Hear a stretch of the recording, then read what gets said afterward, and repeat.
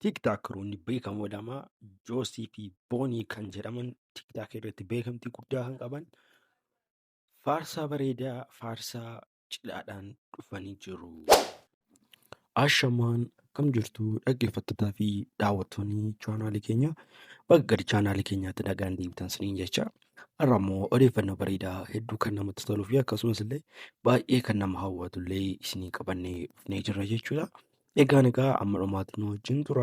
Warroonni chaanaalii keenyaaf haaraa taatan immoo akkuma beekamu chaanaalii keenya kana sabskiraayib gochuun akkasumas laayik gochuun sheer gochuun namoota hedduu akka inni bukkee ga'uuf yoo sheer gootanii faarfattoota keenya kana lammanillee faarsaan isaanii akka inni namoota hedduu bukkee ga'ullee isaan cina dhaabachuu dandeessu jechuudha.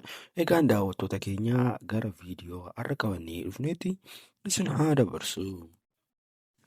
Egaan daawwattoota keenya akkuma beekamu Joosii fi Booniin tiiktaakii irratti beekamtii hedduu fi kan baay'ee illee uummata bukkeetti jaallatamanidha. Keessumaayyuu lamman isaanii kaplii ta'uun isaanii jaalallee walii ta'uun isaanii illee qeettuullee beekamtii isaanii illee daran dabaleera jechuudha daawwattoota keenya. Egaan isaanis ammas kunoo faarsaa weediingii yookaan cidha isaaniidhaaf qabatanii faarsaa bareedaa mata dureen isaa geessee kan jedhu qabatanii dhufaa jiru jechuudha daawwattoota keenya. Mee akkamittiin simattu jecha warroonni akka isaan dafanii dhufan barbaadan komentii jalatti lakkoofsa 2 barreessaa isiniin jedha.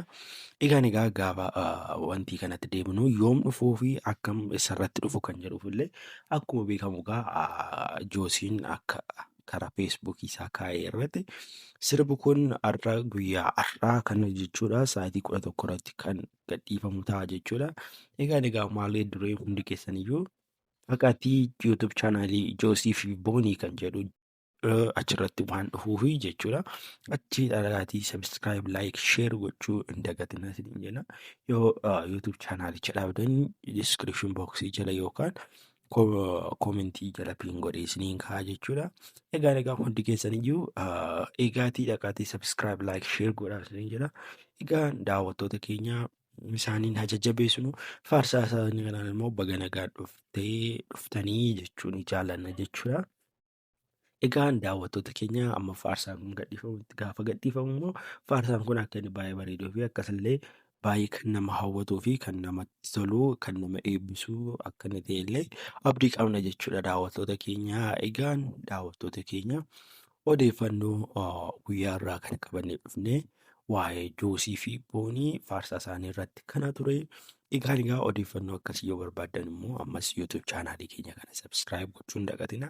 Warroonni illee like share godhee jirtan hundi keessaniyyuu laayikii fi share gochuun nu jala dhaabadhaa isiniin jenna. Egaan gara viidiyoo kan biraa walitti deebinutti gama kiyyaan nagaatti.